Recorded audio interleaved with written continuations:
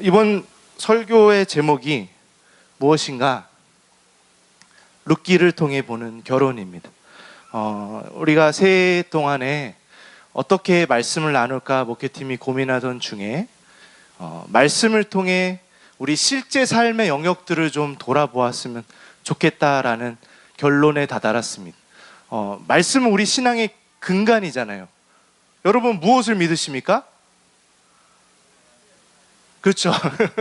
굉장히 지금 정답을 찾아서 하나님 말씀, 다양한 이야기들이 나오고 있습니다. 다 맞는 말이죠. 그렇죠? 하나님의 말씀이 우리의 믿음의 근간입니다.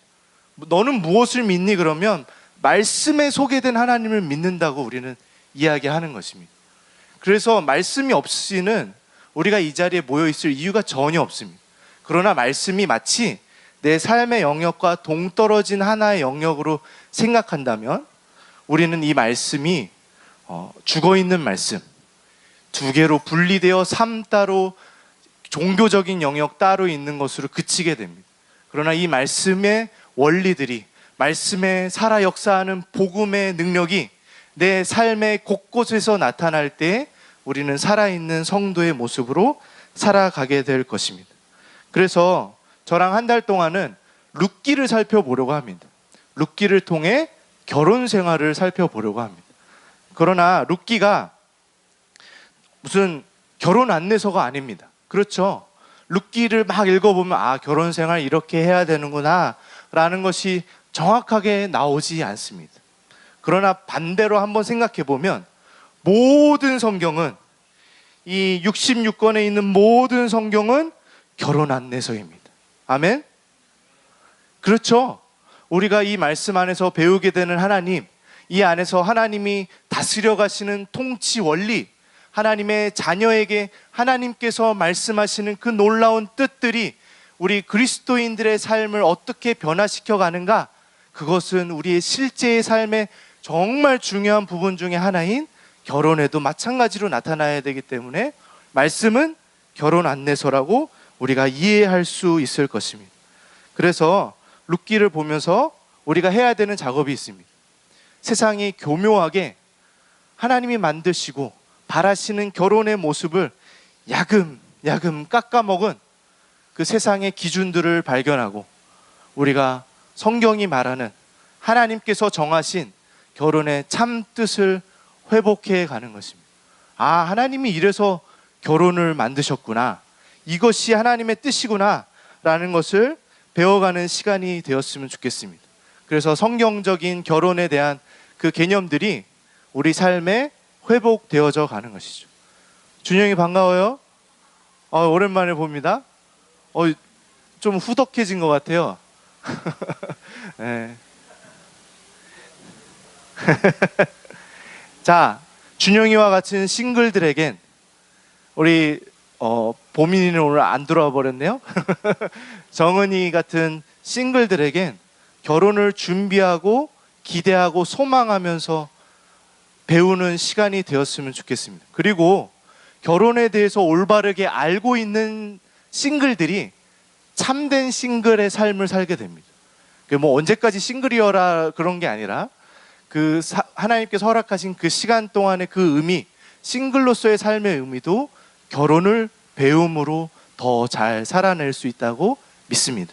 그리고 여기 계신 결혼하신 부부들에게는 당연히 내가 살아가고 있는 나의 결혼 생활 속에 이 말씀이 정말 살아 역사하는 그 경험들을 하게 되는 복된 한 달, 그리고 그 한 달 이후에 평생토록의 삶이 되시길 축복드립니다.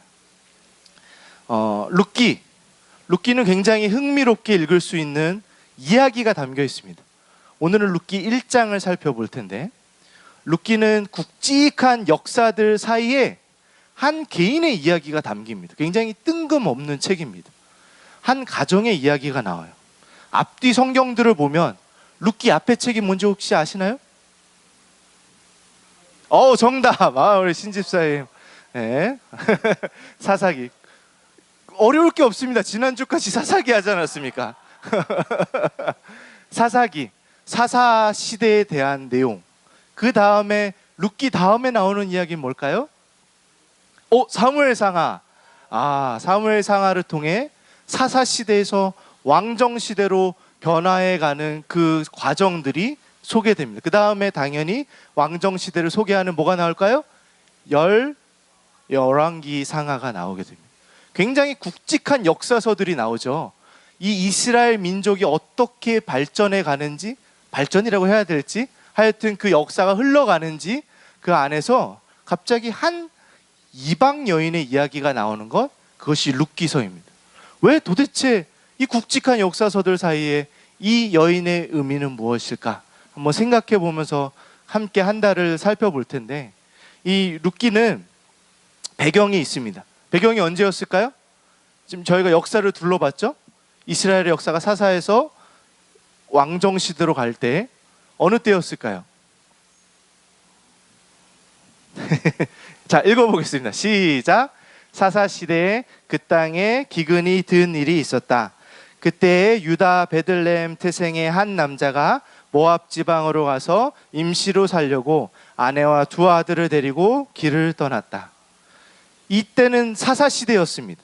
사사시대는 아마 지난주에도 들어서 아시겠지만 굉장히 어두운 이스라엘의 역사였습니다. 굉장히 많은 죄악들을 민족이 저질렀고, 그로 인한 하나님의 심판과 외부의 공격과 힘들고 혼란스러운 때가 사사시대였습니다. 이 시대적으로 어려운 때 태어나면 너무 힘들잖아요. 지금 대한민국을 어떻게 바라보실지 모르지만 시대를 잘못 타서 너무 괴로워하고 있다면 아마 그거에 몇 배는 더 힘들었을 시대, 사사시대의 한 가정의 이야기입니다. 그런데 그것으로 그 어려움이 그치지 않고 무엇이 있었다 그럽니까? 기근이 있었습니다. 먹고 살기 힘들 어려움이 닥친 이 시기의 한 가정의 이야기입니다. 한 가정이 모압 땅으로 가서 살게 되는데, 자, 이 룻기 1장에 보면 여러 가지 이름이 나옵니다. 근데 이게 이방 이름들이라 막 들어놓으면 헷갈리고 막 이 사람이 저 사람인가 막 그러거든요. 그래서 끝까지 살아남는 한 사람의 이름으로 시작했으면 좋겠습니다. 바로 나오미에 대한 이야기입니다. 나오미, 이 여인은 한 남자와 결혼을 해서 정말 너무 먹고 살기 힘든 때에 살기 위해서 임시적으로 모압이라는 이방 나라로 가서 산 이민자였습니다. 자, 이제 떠납니다. 베들레헴을 떠나서 저기 멀리 모압, 오랜만에 현대문물을 우리가 모압 땅에 가서 남편과 두 아들과 살아가면서 정말 어려운 그 이방인의 삶을 살아가고 있었는데, 그 외국 생활 얼마나 힘든지 아십니까? 그것도 못 살아서 쫓겨나듯이 간, 정말 살기 위해서 어쩔 수 없이 간 그곳에서 얼마나 큰 어려움들을 겪었을지는 우리 다 알지 못합니다. 그러나 거기서 아들들이 며느리를 얻고 가정을 꾸려가면서 살아가고 있었는데, 이 가정에 어려움이 생기기 시작합니다.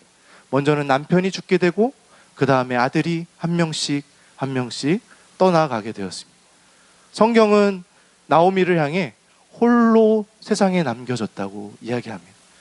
홀로 남겨진 이 비련한 여인, 이제 나이가 지긋이 든 중년 노년의 여인이 이방 땅에서 무엇을 할 수 있었겠습니까?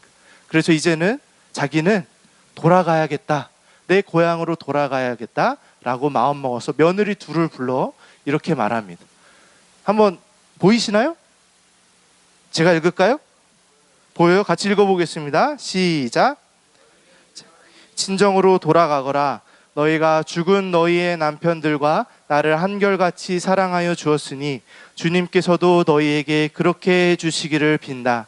너희가 각각 새 남편을 만나 행복한 가정을 이루도록 주님께서 돌보아 주시기를 바란다. 나오미는 이제 늙어서 자기의 이 과부의 삶을 그냥 고향에 돌아가서 감당하면서 살아가면 되지만, 자기의 두 며느리들은 자기가 보았을 때 너무 젊고 아직 세상을 새롭게 살아갈 기회들이 많이 있다고 생각해서 불러다 놓고, 이제 너네는 새롭게 살아가렴, 새로운 남자 만나고 행복하게 살아가렴 이라고 이야기했습니다. 며느리들이 착했습니다. 지금의 며느리들이라면 아마 이렇게 만나주지도 않았을지도 모릅니다. 그러나 이 어머니를 향해 두 며느리가 안 됩니다. 우리가 어찌 그럽니까? 라고 눈물로 호소합니다. 그러나 나오미도 진심이었습니다. 나는 정말 너희가 그렇게 했으면 좋겠어 라고 이야기합니다. 그러자 한 며느리는 그러면 어쩔 수 없다는 듯이 인사하고 떠나갔습니다. 그러나 한 며느리가 끝까지 남았으니 그 며느리의 이름이 룻이었습니다. 모압 여인 룻.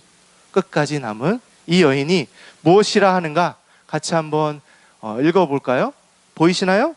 자, 같이 읽어보겠습니다. 시작. 그러나 룻이 대답하였다. 나더러 어머님 곁을 떠나라거나 어머님을 뒤따르지 말고 돌아가라고는 강요하지 마십시오. 어머님이 가시는 곳에 나도 가고 어머님이 머무르시는 곳에 나도 머무르겠습니다. 어머님의 결례가 내 결례이고 어머님의 하나님이 내 하나님입니다. 어머님이 숨을 거두시는 곳에서 나도 죽고 그곳에 나도 묻히겠습니다. 죽음이 어머님과 나를 떼어놓기 전에 내가 어머님을 떠난다면 주님께서 나에게 벌을 내리시고 또 더 내리신다 하여도 달게 받겠습니다. 이래하여 나오미도 어쩌지 못하고 룻과 함께 베들레헴으로 돌아갔다. 이게 오늘 우리가 살펴볼 룻기 1장의 내용입니다. 다 아시는 내용이죠? 네, 아마 들어봤을 것이고 못 들어봤다 해도 지금 함께 살펴보았으니까. 이 룻기에 나오는 룻의 모습은 현대 사회에 큰 지지를 받지는 못할 것입니다. 그렇죠? 동의가 되시죠?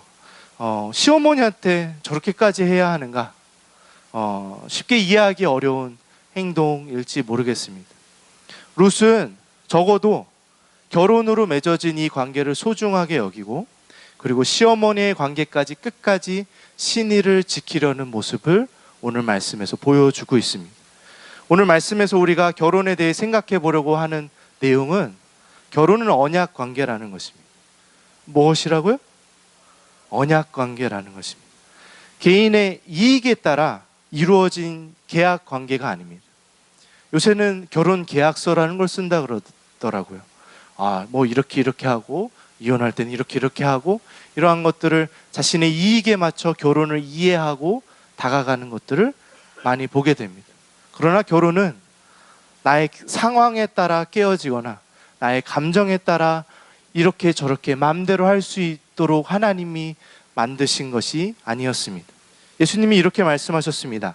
마태복음에 사람들이 이혼이라는 이슈를 가지고 예수님을 시험하려 들 때 예수님이 이렇게 말씀하십니다. 같이 읽어보겠습니다. 시작. 그러므로 그들은 이제 둘이 아니라 한 몸이다. 하나님이 짝지어 주신 것을 사람이 갈라 놓아서는 안 된다.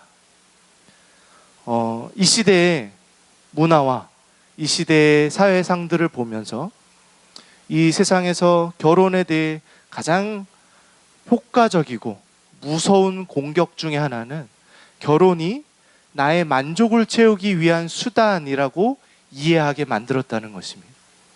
여러분들 왜 결혼하셨나요? 행복해지려 결혼하셨나요? 여러분 이 사람을 왜 골랐습니까? 나를 행복하게 해줄 사람이라고 생각해서 고르셨나요? 나의 행복 자체가 문제가 있다는 것이 아닙니다. 결혼이 나의 행복을 위한 수단으로만 이해될 때 결혼이 얼마나 쉽게 변질되어져 가는지 오늘 말씀을 통해 우리는 바라보아야 됩니다. 2016년에 우리나라에 결혼한 커플이 28만 쌍 정도 있었습니다. 조금 이제 수치는 떨어지고 있죠. 이제 그 결혼을 기피하는 세대가 되어서. 그런데 28만 쌍이 결혼한 그 해에 몇 명이 이혼했는 줄 아십니까? 10만 쌍 정도가 이혼했습니다. 세 쌍이 결혼을 하고 있을 때 한 쌍이 헤어지는 세상을 우리는 살고 있습니다. 돌봄교회 10가정이 있나요? 네. 남의 이야기가 아니죠. 우리의 안타까운 현실을 우리는 바라보고 있는 것입니다. 근데 뭐라고요? 목사님 셋 중에 한 명이요? 네, 확 와닿네요. 그렇죠? 성경이라고 이 이혼 자체를 금하고 있는 것은 아닙니다. 이혼할 수 있는 사유들이 분명히 성경에도 나타나고 있지만 성경이 전하는 결혼이란 이럴 때 이혼해라 라는 것에 초점이 있는 것이 아니라 이것은 하나님이 맺어주신 하나됨이다. 너희가 이것을 소중히 여기고 이것이 언약 관계임을, 깨어질 수 없는 특별한 하나됨임을 알고 지켜나가라라는 것이 성경의 포인트라는 것을 예수님은 전해주고 계신 것이죠. 세상은 이것을 너무나 가볍게 만듭니다. 이제 막 정말 근근히 살아가던 부부가 우리 이제 이혼하자라고 하였을 때 친구들이 막 불러다 놓고 이혼 파티를 벌이는 세대가 되었습니다. 하나님이 하나 되게 하신 것을 둘로 찢어 갈라놓고 있는 그때에 기뻐하며 이제 다 훌훌 털어버렸다라고 이야기하는 세상을 살아가는 우리들이 성경이 전하는 하나님께서 만드신 그 본래의 뜻의 결혼의 의미를 자꾸 마음에 새기지 않으면 안 되지 않겠습니까? 우리는 말씀 안에 이 언약 관계의 의미를 자꾸 찾아가야 됩니다. 크리스천이라고 해서 결혼 생활이 순탄하기만 하진 않겠죠. 아마 누구든 아직 아니라면 언젠가는 이런 위기가 다가올지 모릅니다. 정말 지긋지긋해서 못 살아 먹겠다. 얼마 전에 제 아내가 제가 꼴 보기도 싫다고 이야기한 네, 그럴만 했으니까요. 네. 네. 그러나 하여튼 우리 안에 그러한 때가 올 때 우리는 어떻게 해야 될까요? 우리 교회 가족 중에 한 명을 앞으로 좀 모시겠습니다. 이 가정은 제가 늘 볼 때 참 평안해 보이는 부부입니다. 바로 준비하고 계셔서 다 아시죠? 네, 우리 덕수 집사님 앞으로 잠깐 나와주실 때 큰 박수로 환영하겠습니다. 네. 자, 앉으시죠. 네. 똑같은 옷을 입고 오셨네요. 네. 네, 오늘 그 마눌님 어디 가셨습니까? 네, 라볶이 먹다 체해가지고 침대에 누워서 요양 중이십니다. 네. 네, 오늘 하필 제가 미리 부탁을 드렸는데 물론 이제 덕수 집사님만 나와서 말씀을 같이 나눠보려고 했는데 하필 오늘 몸이 안 좋으셔서 우리 기도해 주십시오. 건강하게 회복되시도록. 같이 체했는데 금방 회복하고 오늘 오셨습니다.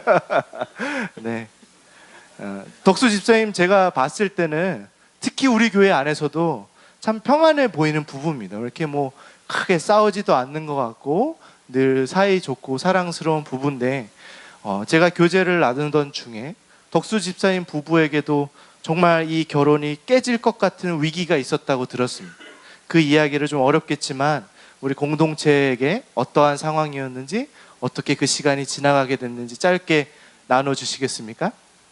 네, 일단 주중에 전화를 받고서 그 부부 관계에 위기가 왔을 때 어떻게 극복했는지를 좀 나눠달라고 하셔서 이렇게 쭉 생각을 해보다가 드라마틱한 일도 사실은 없고 뭔가 굉장히 특별한 계기가 있는 것도 아니어서 조금 한 발 빼려고 했는데 또 그게 너무 큰 감동을 준다 그래가지고 나누기는 할 건데 그렇게 막 이게 나눌 만한 이야기인지 사실 잘 모르겠고, 예, 저는 그냥 뭐 어딘가에는 쓸 데가 있겠지 하는 생각으로 잠깐 나눠보면, 저희가 처음에 결혼을 해서 잘 다니고 있던 직장을 이제 결혼한 지 3개월 만에 그만두고, 그리고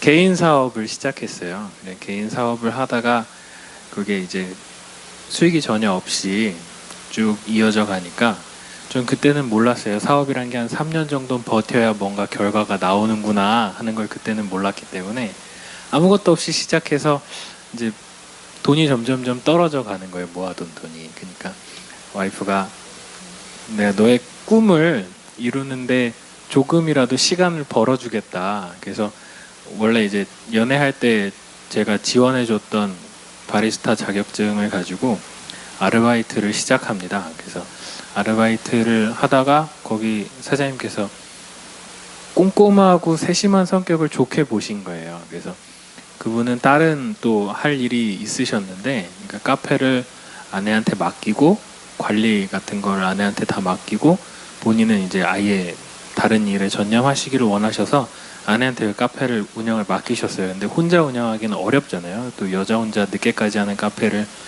운영하기 어려우니까 저도 평소에 관심이 있었고 그 분야에, 그래서 아내한테 배우면서 일을 같이 하기로 결정을 하고 1년 정도 카페를 운영하는 시기에 이제 위기가 와요. 결혼한 지 한 2년 차쯤 될 때에 아내는 아침반, 그리고 저는 오후 저녁반 마감, 이렇게 해서 카페 운영을 하는데, 보면은 아침, 점심, 저녁을 한 끼도 같이 못 먹고, 불만이 생겨도 이야기를 해서 풀 수 있는 시간이 전혀 안 생기는 거예요. 그러니까 점심은 한 명씩 따로 나가서 먹고 와야 되고, 그 다음에 아침에 저는 이제 늦게 하니까 늦게 자고 일어나면 아내는 나가고 없고, 저녁에 들어오면 아내는 자고 있고, 그렇게 되는 사이클이 계속 반복이 되니까 이게 스트레스도 받고, 또 기본적인 구조에서 아내가 저를 가르쳐주는 입장이었기 때문에 저는 일방적으로 지시를 받고 혼나는 입장이었어요. 그러니까 제 아내도 무시당한다는 어떤 모멸감과, 실제로 무시한 건 아닌데 무시당한다는 모멸감과 어떤 자존심이 굉장히 무너져가는 그런 상황이었고, 아내는 몸도 힘들고 마음도 힘든데 경제적으로 안정되지도 않고 하니까 굉장히 불안한 그런 감정이 있었던 거예요. 그래서 그런 것들이 원인이 돼서 1년 동안 그게 쌓이니까 말도 안 하고 싸우고 이제 지시하면 대들고 그런 상황들이 계속 반복되는 거예요.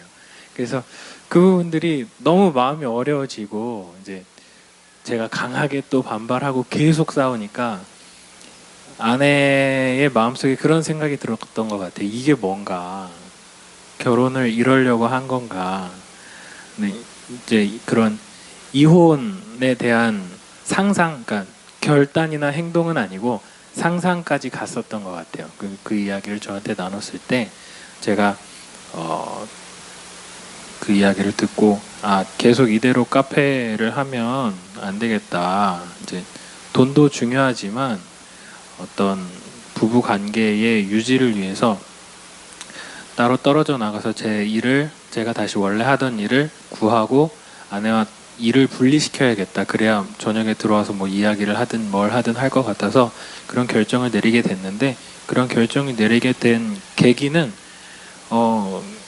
사실 별로 대단한 마음이 막 이렇게 확 들었던 것도 아니고, 그냥 살아오면서 이제 보시면 아시잖아요. 주위를 보시면 굉장히 보수적이신 신앙의 색깔을 가지신 분들이 어렸을 때부터 있었기 때문에, 원본 목사님도 뭐 은혜교회 때, 중고등학교 때, 청년부 때 계셨고, 권수 목사님, 뭐 광수 목사님 다 옆에 계셨고, 그리고 자라오던 그 환경에서도 이제 이혼은 뭔가 절대 하면 안 되는 그런 분위기였어요, 주변이. 그리고 전에 다니던 교회 이제 담임 목사님 설교 굉장히 세게 말씀하셨는데, 성경에서 뭐 아까 오모 목사님 근거가 있다고 하셨지만 그분 말씀에 의하면 하나님께서 이혼을 허락하신 적이 없다. 한 몸인데 다시 찢으면 그 죽으라는 소리밖에 안 된다. 지금 이혼해 계신 분들도 다시 합쳐라라고 할 정도로 강하게 말씀하셨어요, 그 부분에 대해서. 그러니까 그런 주변의 분위기들과 어떤 교육, 그리고 신앙적인 색깔 때문에 이혼이라는 것이 사실은 없었어요. 제 삶에 그거를 상상해 보거나 실행한다는 것이 없었기 때문에 자연스럽게 그 심각한 상황 속에서 그런 결론이 났던 것 같아요. 그러니까 물리적으로 그냥 분리시키는 것, 그것에 대한 자연스러운 결론이었던 것 같습니다. 덕수 집사님 지금 결혼 몇 년 차십니까?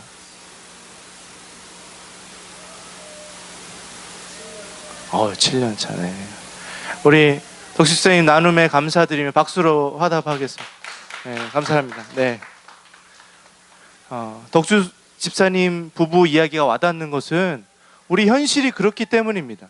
우리 현실이 먹고 사는 게 힘들고 삶의 무게가 무거워질 때 누구나 맞이할 수 있는 그러한 위기라고 생각이 됩니다.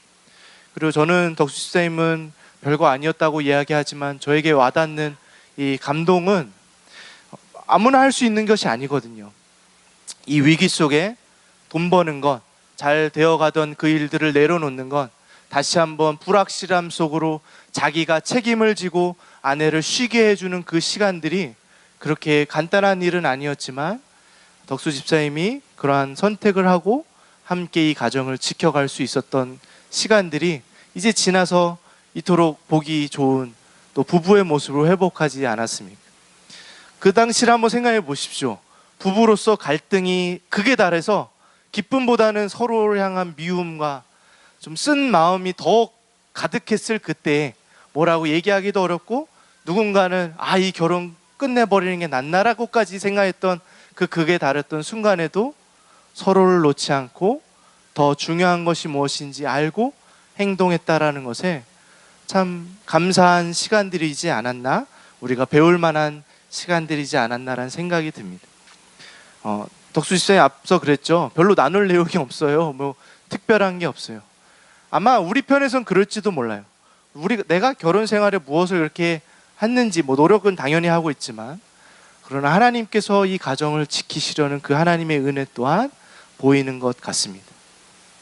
자, 결혼 생활은 이토록 기쁨보다 쓴맛일 때가 많이 있습니다. 이것은 마치 나오미의 이야기와 비슷합니다. 나오미가 이 이방 생활을 끝내고 돌아왔습니다. 베들레헴에.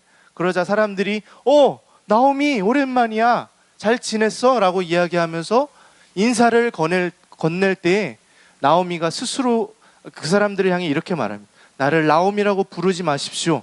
나를 마라라고 부르십시오. 나오미의 뜻은 기쁨이었습니다. 기쁨을 가지고 시작했던 그 결혼 생활이 이제 기쁨이 없고 마라, 괴로움만 남은 것입니다. 괴로움만 남은 그 삶의 순간까지 갈 수 있는 것, 그것이 결혼일 때가 많이 있습니다. 우리도 나오미의 결혼 생활에서 지금 마라에 와 계십니까? 아니면 그 중간 어디쯤에 와 계십니까? 그러나 그것이 전부가 아니기에 우리는 괴로움 속에서도 이 언약을 소중히 여기는 것을 배워야 합니다. 결혼이 언약 관계여야만 하는 이유가 있습니다. 우리가 서로에게 죄인일 수밖에 없기 때문입니다. 저 사람을 만족시켜 줄 만한 내용이 내 안에 없기 때문에 이 결혼 관계는 하나님이 언약 관계로서 너희 어디 딴 생각하지 마, 너희 이제 너희 운명이야, 거스리려 하지 마, 이게 네 짝이야, 너랑 평생 함께 할 사람이야 라는 그 마음으로 우리에게 묶어주시지 않고서는 우리는 다음 주에 실망해서 이 자리에 다른 여자랑 다른 남자랑 와 있을 줄 누가 압니까? 우린 죄인이잖아요. 우리는 서로에게 실망밖엔 줄 수밖에 없는 존재들이기에 서로를 향해 그 언약의 관계 속에서 묶어주시는 것, 그것이 하나님의 은혜인 것입니다. 그렇기 때문에 실력 있는 그리스도인이라면, 여러분들 성장하고 있는 그리스도를 닮아가는 그리스도인이라면 아무리 힘들고 극에 달했을 때라도 우리 헤어져 라는 말을 입에 담지 않아야 할 것입니다. 그것이 얼마나 우리에게 큰 상처가 되고 하나님의 그 말씀에 멀어져 있는지 우리가 한번 생각해 보며 오늘 돌아갔으면 좋겠습니다. 이미 이 만남이, 이 사람이, 이 여편네가 주님께서 나를 향해 부르신 내 자리구나. 그러나 그것보다 극에 달했을 땐 이것은 나의 십자가구나. 내가 죽어서 순종해야 할. 왜 웃으십니까? 심각한 얘기를 하고 있는데, 우리가 죽어서라도 나아가야 할 우리의 길일 줄을 믿고 감당해야 하는 것입니다. 이것이 지금 이제 부부 생활이 원만하신 분들은 웃음으로 다가올 수도 있습니다. 감사한 일입니다. 원만하지 않아요? 네. 네, 십자가십니까? 네. 우리 그 십자가를 지고 가는 것입니다. 그 십자가를 통해 구원의 길로 나아가게 하시는 하나님의 놀라운 뜻이라는 것을 우리는 생각해야 합니다. 하나됨의 엄중함이 예수 그리스도의 십자가에 있는 것입니다. 하나님은 우리와 하나 되기 위해서 우리를 만드셨습니다. 그런데 이놈의 인간들이 만들어 놓고 보니 하나님을 떠나버리고 하나님을 배신하였습니다. 이 하나됨이 깨어지게 된 것이죠. 하나님을 떠나버리는데 어떡합니까? 그러나 하나님께서는 그 죄인들을 다시 불러 모으시고 나와 하나 되었다라는 것을 지키기 위해서 그것을 보여주시는 것은 그 아들이 십자가에서 죽으실 때까지 그 처절함으로 그 하나됨을 이루어 가셨던 예수 그리스도를 바라보아야 하지 않겠습니까? 그게 언약관계의 표준이 되는 것입니다. 기준이 되는 것입니다. 아, 내가 나의 배우자를 맞이한다는 것, 그것은 이런 것이구나. 자, 룻이 떠나지 않겠다고 하면서 무슨 말을 했죠? 기억나시나요? 나오미의 하나님이 나의 하나님이 된다고 말했습니다. 이와 같이 결혼 생활은, 물론 이 두 사람이 부부는 아닙니다. 그러나 이 고백만은 우리 결혼 생활의 가장 아름다운 고백이 되어 나타나야 할 것입니다. 당신의 하나님이 나의 하나님이라는 한 믿음을 가지고, 하나님을 향한 믿음을 가지고 우리는 이 결혼을 이루어 가야 할 것입니다. 우리는 결혼할 때 너와 나만 있는 줄 압니다. 이 여자와 이 남자의 이 하나됨이 결혼의 전부인 줄 알지만, 오늘 말씀처럼 이 결혼의 하나됨이란 나의 믿음이 이 여자의 믿음과 하나 되어 한 하나님을 믿는 믿음의 공동체로, 믿음의 가정이 세워지는 것이라는 것을 우리는 배워야 할 것입니다. 여러분, 결혼은 두 사람의 하나됨이 전부가 아니라 하나님과 우리의 연합됨을 경험할 수 있는 그림자인 것입니다. 이해가 되시죠? 우리의 이 결혼이 너와 내가 하나 되는 것으로 그치려면 이 세상에 이것으로 만족이 안 되면 깨어져 버리고 끝이지만, 이 하나됨이란 내가 하나님과 하나 되는 것에 대한 그림자라고요. 내가 이것을 경험함으로 하나님과 하나 되는 것이 무엇인지 배워가는 통로가 되는 것입니다. 에베소서 5장 22절에 이렇게 나옵니다. 32절에 같이 읽어보겠습니다. 시작. 이 비밀은 큽니다. 나는 그리스도와 교회를 두고 이 말을 합니다. 그러므로 여러분도 각각 자기 아내를 자기 몸같이 사랑하고 아내도 자기 남편을 존중하십시오. 놀랍지 않습니까? 나는 그저 내 아내와 좀 그럴싸하게 살아보려고 결혼했을지 몰라도 이것이 나와 내 배우자의 문제가 아니라 이제는 그리스도와 교회의 문제를 경험하는 크고 놀라운 비밀이라고 이야기하는 것입니다. 이 비밀이 그도다. 결혼 안에서 그리스도와 나와의 관계의 비밀을 배워가는 것입니다. 그렇다면 이제는 저 사람이 마음에 들고 안 들고 그 관계 속에서 씨름하던 문제를 넘어서서 이것은 하나님과 나와의 관계가 되는 것입니다. 결혼 생활이 나와 하나님과의 관계의 중요한 내용이 되는 것입니다. 레이 오틀런드라는 목사님이 책에서 이런 말을 썼습니다. 좀 천천히 읽어볼게요. 좀 이렇게 격식 있게 쓰셔서 한 번에 안 들어올지도 모릅니다.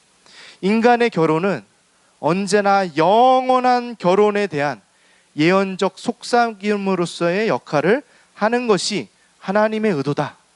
따라오고 계시죠? 오늘날 세상에서 모든 실제적인 결혼들은 희미하게나마 이 진술을 어느 정도 확인한다. 이것이 결혼의 실제이기 때문이다. 그러므로 모든 교회는, 돌봄 교회는 혼란과 절망으로 가득한 세상에서 결혼을 적극적으로 가르치고 존중하며 진작해야 할 복음적 의무를 가진다. 우리 강단에서 복음이 전파되는 것을 원한다면 결혼을 통해 복음이 드러나는 것도 원해야 할 것이다. 이해가 되셨나요? 어렵죠? 우리는 결혼을 통해서 우리가 하나님과 하나 된다는 것이 무엇인지를 배워야 합니다. 그럴 수 있다면 교회는 결혼을 가르쳐야 하는 것입니다. 말씀에 결혼은 이런 것입니다. 이것이 서로를 향한 삶의 모습입니다. 그리고 그것이 여러분을 향한 하나님의 뜻입니다.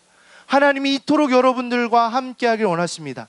이것이 우리가 하나님과 누려야 될 친밀함의 모습입니다가 우리의 결혼을 통해 경험되어지고 배워져야 한다는 것입니다. 우리는 결혼을 통해 예수 그리스도를 배우는 것입니다. 예수 그리스도를 배움을 통해, 복음을 깨달음을 통해 우리는 결혼 생활을 배우는 것입니다. 그것이 우리가 한 달 동안 해보려는 작업입니다. 우리가 복음을 통해 결혼을 배우고 결혼을 통해 복음을 배우는 것입니다. 자, 여기서 조금 더 생각을 발전시켜 봅시다. 자, 결혼을 통해 복음을 배울 수 있다면 결혼의 주된 내용이 하나님과 하나 되는 것에 대한 것이라면 독신의 은사를 받았든 아니면 내가 원하지 않게 아직까지 결혼을 하지 못하고 있는 싱글의 시간일지라도 그 시간의 주된 내용은 내가 하나님과 어떻게 하나 되어 가는가에 있다는 것입니다. 내가 결혼을 했냐 안 했냐에 그 초점이 맞춰지는 것이 아니라 나에게 주어진 이 환경 속에서 나는 과연 어떻게 하나님과의 연합을 배워갈 것인가, 나는 어떻게 하나님과의 연합을 소망하고 바랄 것인가, 내가 결혼을 바라고 소망하는 그 절절한 소망보다 내가 하나님과 하나 되어가는 그리스도의 신부가 되어가는 그 마음이 더욱더 커져간다면 올바른 그리스도인의 싱글의 삶을 감당하고 있는 것 아니겠습니까? 아멘? 왜 커플들이 아멘하고 아멘? 네. 네, 우리 정훈이 아멘? 네. 결혼을 피하려는 세대가 되었습니다. 결혼을 요새 안 한다 그러잖아요. 결혼을 안 하는 이유는 뭐 그럴 수 있습니다. 안 할 수 있어요. 그러나 세상에서 결혼을 안 하려는 이유는 부담스럽고 내 마음에 차지 않기 때문입니다. 여전히 세상적인 기준 속에서 우리가 결혼을 피하고 있고 내 결혼을 후회하고 있다면 우리는 우리 결혼에 대해서 다시 한번 말씀을 기준하여 회복해야 할 것입니다. 결혼을 통해 하나님의 자녀답게 자라나는 그 자리로 부르고 계시다라는 것을 깨달았으면 좋겠습니다. 자, 부부가 이제 룻처럼 고백한다고 생각해 봅시다. 당신의 하나님은 나의 하나님입니다 라고 고백할 수 있으면 이 땅의 부부의 어려움들은 다 사라질까요? 아마 분명히 그렇지 않을 것입니다. 굉장한 고난의 시간들이 여전히 우리 부부들 앞에 있습니다. 이 깊은 고난 속에서도 우리가 서로 함께하는 것이 무엇인지 분명하게 알고 지키고 나아갈 때 우리는 그 과정 속에서 자라나는 것들이 생기게 됩니다. 서로를 통해 자라나는 것이죠. 잠시 영상을 하나 보려고 합니다. 얼마 전 KBS에서 했었던 다큐멘터리 교회 오빠라는 다큐멘터리였습니다. 한 크리스찬 부부가 나옵니다. 이 크리스찬 부부는 암이 걸려서 투병하는 부부였습니다. 안타깝게도 두 사람이 다 암에 걸렸습니다. 굉장히 교회에서 만나서 화목하게 살아가던 아름다운 부부였던 이들이 첫째 딸을 낳자마자 남편의 암이 발견되었습니다. 이 딸이 자라나는 시간들은 모두 이 부부가 투병 생활을 했던 시간을 의미합니다. 그런데 이 남편이 먼저 열심히 항암 치료받고 하여서 어느 정도 이 항암 치료가 끝났을 때 아내가 암이 발견됩니다. 한 가지 그 전에 이 남편이 투병 생활하던 중에 이 부담을 이기지 못하고 시어머니가 스스로 목숨을 끊게 됩니다. 생각해 보십시오. 암투병하며 정말 근근히 살아가는 이 가정에 어머니가 그로 말미암아 죽음을 선택하는 무시무시한 상황이 다가왔습니다. 그런데 이게 어느 정도 끝나서 다행이다 할 때 아내가 암이 걸려 아내가 투병 생활을 하게 됩니다. 아내가 항암 치료를 마쳐가던 그때에 남편이 재발을 합니다. 얼마나 기가 막힌 그 사연입니까? 그때 그 순간의 한 장면을 잠깐 한번 보도록 하겠습니다.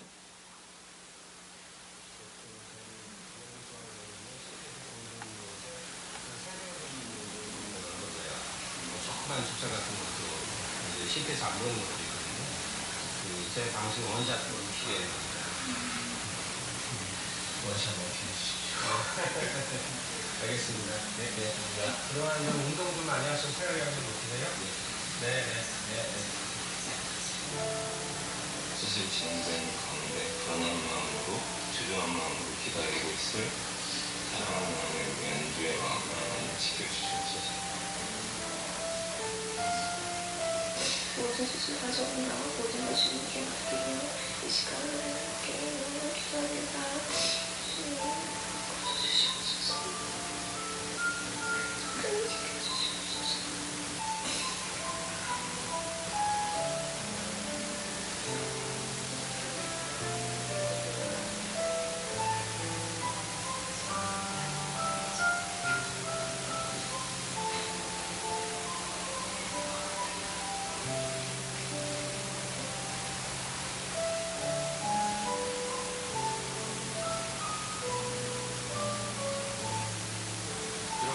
사람 경우는 사기인데, 재발한 사기인데 아주 심각한 사기가 된 거죠. 그래서 이제까지는 이렇게 이런 상태에서는 수술이라는 것은 불가능하다고 판단을 해왔었거든요. 그래서 수술은 이제 해도 소용이 없다라고 판단이 됐었고, 이런 상태를 좀 극복하고 좀 이제 살려보려는 수술을 하고 살려 계획을 하는 거예요.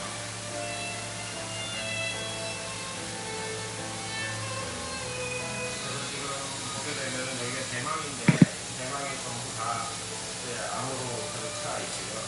복막에도 다 터져 있어서 지금 여기 보시다시피 이렇게 다 이렇게 암이 있고요. 그 다음에 간 쪽, 기장, 또 이쪽에 횡경각까지 다 암이 있어서 이 복막등의 그 점수를 39점부터 0점까지 이렇게 매기는데 지금 한 39점 정도 될 것 같아요.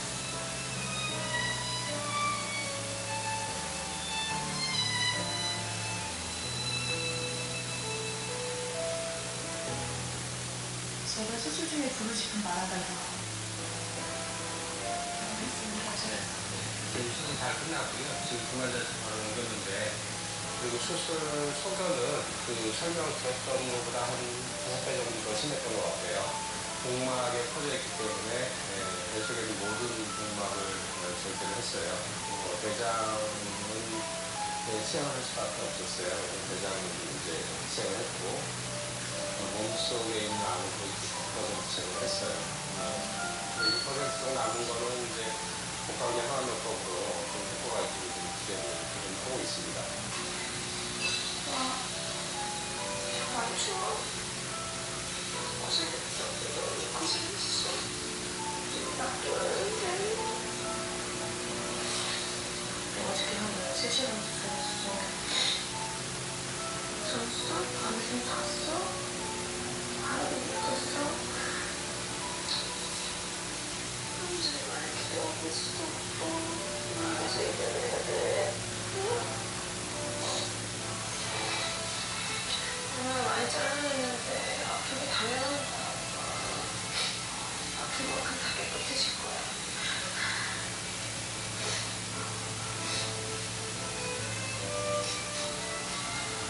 생각나서 읽어줄까? 읽지 마.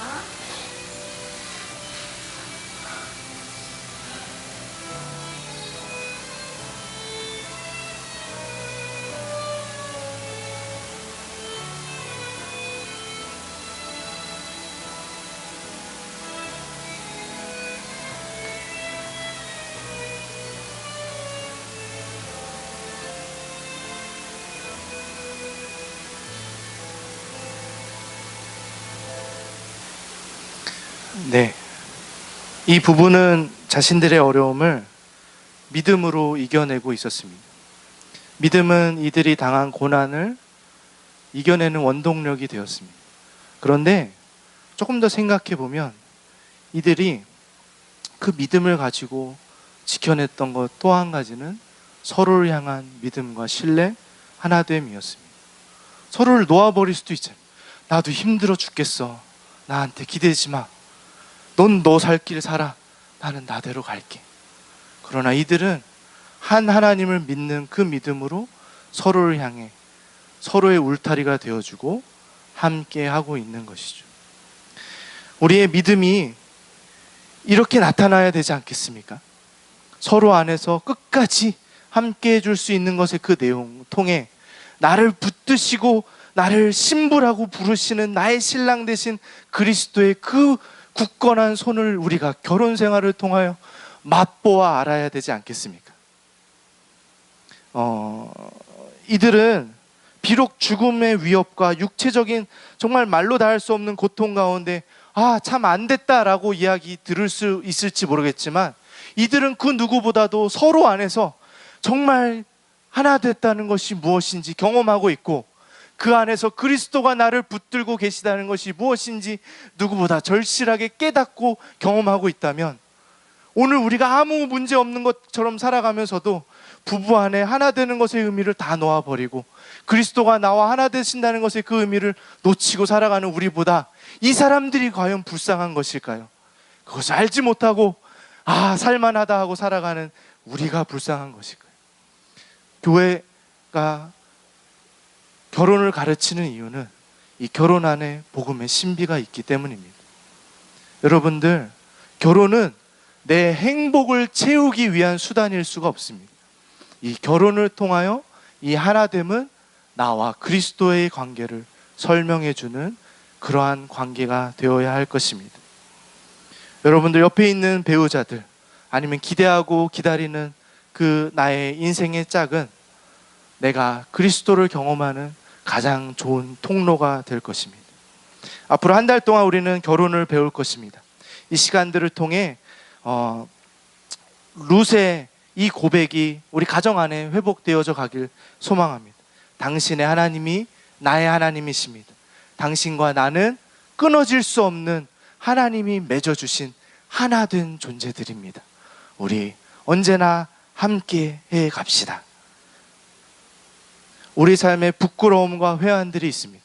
어쩜 이 기준에 미치지 못하는 이미 나의 삶의 내용들이 있을지도 모르겠습니다.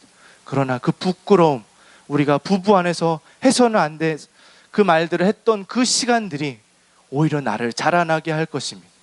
그것들을 기대하며 그리스도께서 나를 붙들고 계신 그 사랑을 기대하는 한 달이 되었으면 좋겠습니다. 우리 잠시 기도하겠습니다. 오늘의 말씀 우리가 생각하면서 여러분이 시작되는 새해를 어떻게 보내실 것인지, 재물을 드리는데 애쓰지 마십시오.